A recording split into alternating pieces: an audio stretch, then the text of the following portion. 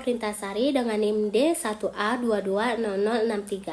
Di sini saya akan menjelaskan latar belakang. Di latar belakang ada pengertian.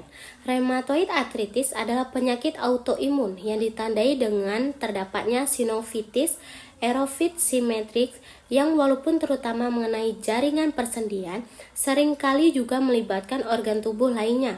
Sebagian besar penderita mengeluh nyeri yang kronik dan hilang timbul, yang jika tidak segera diobati maka akan menyebabkan kerusakan jaringan, deformitas sendi, atau bahkan berujung kematian. Rheumatoid arthritis atau RA merupakan penyakit autoimun di mana pelapis sendi mengalami peradangan, sebagian dari aktivitas sistem imun tubuh. Rheumatoid arthritis adalah tipe artritis yang paling parah dan dapat menyebabkan cacat. Kebanyakan menyerang pada perempuan hingga 4 kali daripada laki-laki. Penderita rheumatoid arthritis di seluruh dunia mencapai angka 355 juta jiwa di tahun 2009, yang artinya 1 dari 6 orang di dunia ini menderita rheumatoid arthritis. Menurut hasil penelitian yang telah dilakukan oleh Nainggolan 2009, jumlah penderita rheumatoid arthritis di Indonesia pada tahun 2009 adalah 23,6% sampai 31,3%. Pengobatan rheumatoid arthritis merupakan pengobatan jangka panjang, sehingga pola pengobatan yang tepat dan terkontrol sangat dibutuhkan. Pada saat ini, Methotrexate adalah salah satu jenis disease modifying anti-rheumatoid drug yang menjadi pilihan utama dalam pengobatan AR karena respon klinik yang baik. Selain itu, memiliki efikasi yang baik dan profil keamanan yang baik. Secara ekonomi, Methotrexate relatif lebih murah dibandingkan modalitas yang terapi lainnya. Namun, selain efek terapi dari obat ini, perlu diperhatikan pula efek samping yang terjadi selama pengobatan. Identifikasi masa ini, 1. Bagaimana gambaran pola penggunaan obat Methotrexate dan etanercept pada pasien rheumatoid arthritis di rumah sakit ini. Bagaimana efektivitas biaya penggunaan Methotrexate dan etanercept pada pasien rheumatoid arthritis di rumah sakit X. Tujuan penelitian, 1. Untuk mengetahui gambaran pola penggunaan obat Methotrexate dan etanercept pada pasien rheumatoid arthritis di rumah sakit X. 2. Menganalisis efektivitas biaya penggunaan obat Methotrexate dan etanercept pada pasien rheumatis di rumah sakit ini. Dari manfaat penelitian ini, dari rumah sakit memberikan informasi pada rumah sakit untuk menentukan obat efektif dengan biaya minimal pada pengobatan rheumatik arthritis ini. 2. Institusi pendidikan menambahkan informasi bagi mahasiswa lain agar dapat mengembangkan pengetahuan untuk penelitian selanjutnya. Dari penulis sendiri menjadikan pembelajaran bagi penulis agar dapat menentukan terapi yang tepat dalam pengobatan penyakit rheumatoid arthritis ini. Perkenalkan, nama saya Restika Aprilianti, NIM D1A220041. Baiklah, di sini saya akan menjelaskan tentang definisi RA atau sering disebut dengan rheumatoid arthritis. Rheumatoid arthritis atau sering disebut dengan RA adalah penyakit autoimun yang etiologinya belum diketahui dan ditandai oleh sinovitis erosif yang simetris dan pada beberapa kasus disertai keterlibatan jaringan ekstraartikular.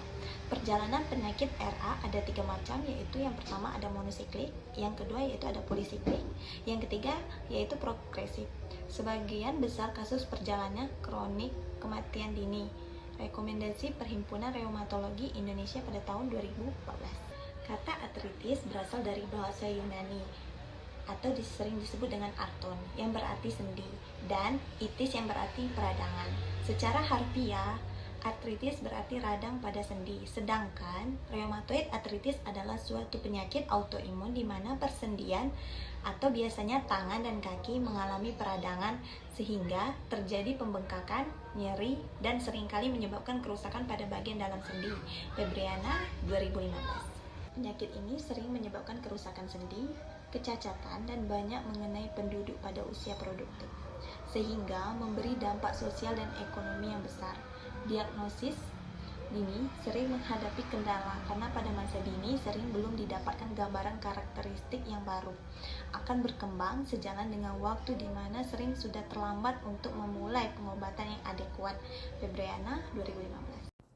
Perkenalkan, saya Tahira Sabila. Saya di sini akan melanjutkan tentang faktor risiko rheumatoid arthritis. Faktor risiko yang berhubungan dengan peningkatan kasus RA dibedakan menjadi dua, yaitu faktor risiko yang tidak dapat dimodifikasi dan faktor risiko yang dapat dimodifikasi.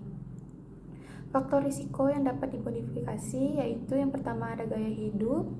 Gaya hidup meliputi seperti merokok, status sosial ekonomi, diet, infeksi, dan pekerjaan. Kemudian ada faktor humoral, selanjutnya yaitu ada bentuk tubuh. Yang tidak dapat dimodifikasi yaitu adalah faktor genetik dan usia. Halo, selanjutnya akan dijelaskan oleh saya Suci Ramadanti, NIM D1A22293. Baik, di sini saya melanjutkan penjelasan mengenai epidemiologi rheumatoid arthritis, di mana prevalensi dan insiden penyakit ini bervariasi antara populasi satu dengan populasi lainnya.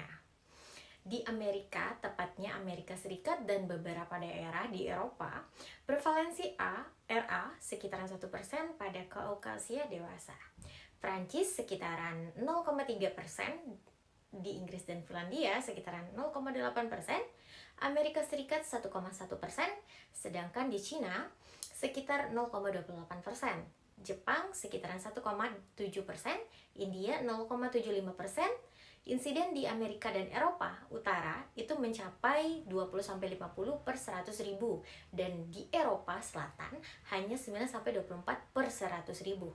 Indonesia dari hasil survei epidemiologi di Bandung dan Jawa Tengah didapatkan prevalensi RA sekitaran 0,3%, sedangkan di Malang pada penduduk berusia di atas 40 tahun didapatkan prevalensi RA-nya sekitaran 0,5% di daerah kota Manya dan 0,6% di daerah kabupatennya. Data epidemiologi di Indonesia tentang penyakit RA masih terbatas. Data terakhir dari Poliklinik Rheumatologi RSCM Jakarta menunjukkan bahwa jumlah kunjungan pasien penderita RA selama periode Januari sampai dengan Juni 2007 sebanyak 203 dari jumlah seluruh kunjungan sebanyak 1.346 pasien. Selanjutnya, etiologi rheumatoid arthritis. Penyebab rheumatoid arthritis belum diketahui secara pasti. Namun, walaupun belum pasti, banyak hal yang mengenai patogenesisnya yang telah terungkap. Faktor genetik dan beberapa faktor lingkungan yang telah lama diduga berperan dalam timbulnya penyakit rheumatoid arthritis. Penyakit ini kecenderungan pada wanita untuk menderita rheumatoid arthritis dan sering dijumpai remisi pada wanita yang sedang hamil. Wanita yang sedang hamil menimbulkan dugaan terdapatnya faktor keseimbangan hormonal sebagai salah satu faktor yang berpengaruh terhadap penyakit rheumatoid arthritis. Walaupun demikian, karena beberapa pembenaran, hormon estrogen eksternal tidak pernah menghasilkan perbaikan sebagaimananya yang diharapkan. Selanjutnya, infeksi telah diduga merupakan penyebab rheumatoid arthritis. Dugaan faktor infeksi timbul karena umumnya onset penyakit ini terjadi secara mendadak dan timbul dengan disertai oleh gambaran inflamasi yang mencolok.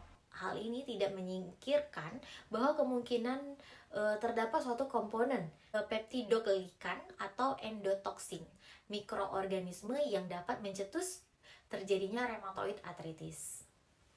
Agen infeksius yang diduga merupakan penyebab rheumatoid arthritis antara lainnya yaitu bakteri, Mycoplasma atau virus. Selanjutnya, hipotesis terbaru tentang penyebab penyakit ini adalah adanya faktor genetik yang akan menjurus pada penyakit setelah terjangkit beberapa penyakit virus seperti infeksi virus, Epstein-Barr, heat shock protein HSP adalah sekelompok protein berukuran sedang yang dibentuk oleh sel seluruh spesies sebagai respon terhadap stres. Baik, sekian penjelasan dari saya ucapkan terima kasih. Perkenalkan, saya Ita Cynthia dengan NIM D1A2200022. akan melanjutkan pemaparan patofisiologi rheumatoid arthritis. Sistem imun merupakan bagian pertahanan tubuh yang dapat membedakan komponen self dan non-self. Pada kasus rheumatoid arthritis, sistem imun tidak mampu lagi membedakan keduanya dan menyerang jaringan sinovial serta jaringan penyokong lain. Proses fagositosis menghasilkan enzim-enzim tersebut akan memecah kolagen sehingga terjadi edema, proliferasi membran sinovial, dan akhirnya membentuk panus. Panus akan menghancurkan tulang rawan dan menimbulkan erosi tulang. Akibatnya adalah menghilangnya permukaan sendi yang akan mengganggu gerak sendi. Otot akan turut terkena karena serabut otot akan mengalami perubahan degeneratif dengan menghilangnya elastisitas otot dan kekuatan kontraksi otot. Ada beberapa gejala klinis yang umum ditemukan pada pasien rheumatoid arthritis. Gejala klinis ini tidak harus timbul karena bersamaan. Oleh karenanya, penyakit ini memiliki gejala klinis yang sangat bervariasi. Gejala-gejala konstitusional, misalnya lelah, anoreksia, berat badan menurun, dan demam, terkadang dapat terjadi kelelahan yang hebat. Poliartritis simetris, terutama pada sendi perifer, termasuk sendi-sendi di tangan, namun biasanya tidak melibatkan sendi-sendi intervalang distal. Pentingnya untuk membedakan nyeri yang disebabkan perubahan mekanis dengan nyeri yang disebabkan inflamasi. Nyeri yang timbul setelah aktivitas dan hilang setelah istirahat serta tidak timbul pada pagi hari merupakan tanda nyeri mekanis. Sebaliknya, nyeri inflamasi akan bertambah berat pada pagi hari saat bangun tidur dan disertai kaku sendi atau nyeri yang hebat pada awal gerak dan berkurang setelah melakukan aktivitas. Kekakuan di pagi hari selama lebih dari 1 jam dapat bersifat generalisata, terutama menyerang sendi-sendi. Artritis erosif merupakan ciri khas rheumatoid arthritis pada gambaran radiologik. Peradangan sendi yang kronik mengakibatkan erosi di tepi tulang dan dapat dilihat pada radiogram. Deformitas. Kerusakan dari struktur-struktur penunjang sendi dengan perjalanan penyakit, pergeseran ulnar atau deviasi jari, sublokasi sendi, metacarpolavangeal, leher angsa adalah beberapa deformitas tangan yang sering dijumpai pasien. Nodular-nodular rheumatoid adalah massa subkutan yang ditemukan pada sekitar sepertiga orang dewasa penderita rheumatoid arthritis. Lokasi yang paling sering dari deformitas ini adalah bursa electron atau sendi siku, atau di sepanjang permukaan ekstanor dari manifestasi ekstraartikular rheumatoid arthritis juga dapat menyerang organ-organ lain di luar sendi, jantung, perikarditis, paru-paru, pleuritis, mata, dan rusaknya pembuluh darah. Baik, selanjutnya adalah penata laksanaan dari rheumatoid arthritis. Yang pertama adalah OAINS atau obat antiinflamasi non-steroid yang diberikan secara dini untuk mengatasi nyeri sendi akibat inflamasi. OAINS yang diberikan yaitu aspirin.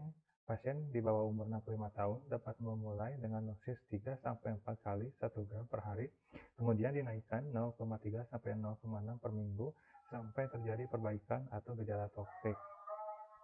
Kemudian berikutnya adalah golongan DMARD, yaitu Disease Modified Anti-Rheumatoid Drug, yang digunakan untuk melindungi rawan sendi dan tulang dari proses destruksi akibat rheumatoid arthritis. Kemudian berikutnya adalah rehabilitasi yang bertujuan untuk meningkatkan kualitas harapan hidup pasien. Caranya antara lain dengan mengistirahatkan sendi yang terlibat, latihan pemanasan, dan sebagainya. Fisioterapi dimulai segera setelah rasa sakit pada sendi berkurang. Kemudian, jika berbagai pengobatan yang dilakukan tidak berhasil, terdapat alasan yang cukup kuat, maka akan dilakukan pembedahan. Jenis pengobatan ini pada pasien rheumatoid arthritis umumnya bersifat ortopedik, misalnya spinopektomi, artrodesif, dan memperbaiki deviasi ulnar. Saya Mutiara Heratiuni dengan NIM D1A220114 akan melanjutkan presentasi mengenai tata laksana rheumatoid arthritis. Yang pertama, terapi non-farmakologis. Ada beberapa hal yang dapat dilakukan untuk menekan faktor risiko.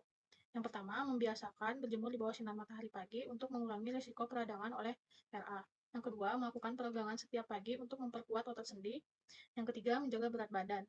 Jika orang semakin gemuk, lutut akan bekerja lebih berat untuk menyangga tubuh. Yang keempat, mengonsumsi makanan kaya kalsium seperti almond, kacang polong, jeruk, bayam, buncis. Yang kelima, memenuhi kebutuhan air tubuh seperti cairan sinovial atau cairan pelumas pada sendi juga terdiri dari air. Yang keenam, bahwa merokok merupakan faktor risiko terjadinya RA. Yang kedua, terapi farmakologis. Tujuan pengobatan adalah untuk menghilangkan inflamasi, mencegah deformitas, mengembalikan fungsi sendi, dan mencegah destruksi jaringan lebih lanjut. Yang pertama ada NSAID atau non-steroid anti-inflammatory drug. Diberikan sejak awal untuk menangani nyeri sendi akibat inflamasi. Lain adalah aspirin, ibuprofen, naproxen, piroxicam, diclofenac, dan sebagainya. Yang kedua ada DMARD atau disease modifying anti-rheumatic drug. Digunakan untuk melindungi sendi, tulang, dan kartilago dari proses disfungsi rheumatoid arthritis. Contoh obat dari DMARD yaitu hydroxychloroquine, methotrexate, sulfasalazine, garam emas, penisilamin, dan osteoprin. Yang ketiga ada corticosteroid. Diberikan corticosteroid dosis rendah setara prednison 5-7,5 mg per hari sebagai terapi untuk mengurangi keluhan pasien. Yang keempat adalah rehabilitasi, terapi meningkatkan kualitas hidup pasien. Caranya dapat dengan mengistirahatkan sendi. Yang kelima ada pembedahan. Jika segala pengobatan di atas tidak memberikan hasil yang diharapkan, maka dapat dipertimbangkan pembedahan yang bersifat ortopedik. Contohnya sinovectomy, arthrodesis, total hip replacement, dan sebagainya. Baiklah, saya Devitania Siregar. Di sini saya akan menjelaskan metodologi penelitian. Yang pertama, rancangan penelitian. Penelitian ini adalah penelitian deskriptif yang dilakukan dengan metode pengambilan data secara retrospektif. Yang kedua, penentuan pola penggunaan obat. Penentuan pola penggunaan obat dikhususkan pada penggunaan methotrexate dan etanercept pada pasien rheumatoid arthritis di Kota Bandung. Yang ketiga, penetapan kriteria populasi dan sampel. Penelitian ini dilakukan pada populasi pasien rheumatoid arthritis. Sampel dalam penelitian ini adalah seluruh pasien rheumatoid arthritis yang menjalani rawat inap di rumah sakit X. Yang keempat, penetapan karakteristik subjek peneliti. Karakteristik subjek peneliti dilihat berdasarkan umur pasien, jenis kelamin pasien, sistem pembayaran, komorbid, LOS, dan LOSAR. Yang kelima, penetapan outcome. Outcome pada penelitian ini yaitu diukur dari berkurangnya nyeri sendi yang dibuktikan dengan nilai DAS. Yang keenam, penetapan komponen biaya. Penetapan komponen biaya ini dilihat dari aspek preventif pasien yang terdiri dari biaya obat sendi, biaya rawat inap, biaya laboratorium, biaya terapi, visit dokter, dan biaya pemeriksaan pasien. Yang ketujuh, analisis farmakoekonomi. Analisis farmakoekonomi yang digunakan pada penelitian ini yaitu analisis efektif biaya atau disebut dengan AEB untuk membandingkan dua alternatif yang digunakan. Itulah dari saya, terima kasih.